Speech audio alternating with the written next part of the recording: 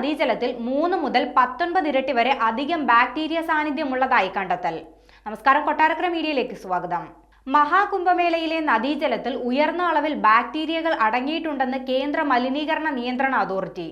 ഇത് മനുഷ്യരുടെയോ മൃഗങ്ങളുടെയോ വിസർജ്യ മാലിന്യങ്ങൾ കലർന്നതിനാലാണെന്നും അതിനാൽ കുളിക്കാൻ അനുയോജ്യമല്ലെന്നും ഇന്ത്യയിലെ പരമോന്നത മലിനീകരണ നിയന്ത്രണ അതോറിറ്റി പരിസ്ഥിതി ട്രിബ്യൂണലിനെ അറിയിച്ചു. ബാക്ടീരിയകളുടെ ബാഹുല്യം കുളിക്കാൻ അനുവദനീയമായ അളവിന്റെ 3 ഇരട്ടി മുതൽ 19 ഇരട്ടി വരെ കൂടുതലാണെന്ന് കേന്ദ്ര മലിനീകരണ നിയന്ത്രണ ബോർഡ് ദേശീയ ഹരിത ട്രിബ്യൂണലിനെ അറിയിച്ചു. കഴിഞ്ഞ 1 മാസത്തോളമായി ഇന്ത്യയിൽ ഉടനീളമുള്ള ദശലക്ഷക്കണക്കിന് ആളുകൾ കുംഭമേളയ്ക്കായി അലഹബാദ് സന്ദർശിച്ചിട്ടുണ്ട്. ജനുവരി 12 മുതൽ ഫെബ്രുവരി 26 വരെ ഏകദേശം 45 ദിവസം നീണ്ടു നിൽക്കുന്നതാണ് മഹാകുംഭമേള. പ്രയാഗ്രാജിലെ അഴുക്കുചാലുകളിൽ നിന്നുള്ള സംസ്കരിക്കാത്ത മലിനജലവും ഖരമാലിന്യവും ഗംഗ, യമുന നദികളിലേക്ക് പുറന്തള്ളുന്നില്ലെന്ന് അധികൃതർ ഉറപ്പാക്കണമെന്ന് നേരത്തെ തന്നെ ഹരിത ട്രിബ്യൂണൽ ആവശ്യപ്പെട്ടിരുന്നു.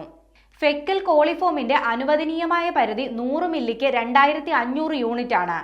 ജനുവരി 14 തീയതി ഗംഗാനദിയുടെ തീരത്തുള്ള സംഗമത്തിൽ 11000-ഉം ദീഹാഘട്ടിൽ 17000-ഉം പഴയനൈനി പാലത്തിൽ 33,000-ഉമായിരുന്നു മനുഷ്യവിസർജ്യത്തിൽ നിന്നുള്ള കോളിഫോം ബാക്ടീരിയയുടെ അളവ്.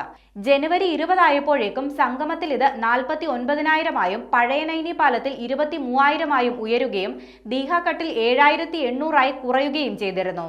അലഹബാദിൽ പ്രതിദിനം 340 ദശലക്ഷം ലിറ്റർ സംസ്കരണശേഷിയുള്ള 10 മലിനജല സംസ്കരണ പ്ലാന്റുകൾ സ്ഥാപിച്ചിട്ടുണ്ടെന്നും കേന്ദ്ര മലിനീകരണ നിയന്ത്രണ ബോർഡിന്റെ റിപ്പോർട്ടിലുണ്ട്.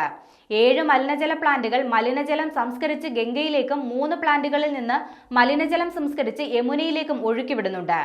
ഇവയിലെല്ലാം അണുനാശിനി സൗകര്യം ഒരുക്കിയിട്ടുണ്ടെന്നും മാനദണ്ഡങ്ങൾ പാലിച്ചിട്ടുണ്ടെന്നുമാണ് NPCBയുടെ റിപ്പോർട്ട് വ്യക്തമാക്കുന്നത്.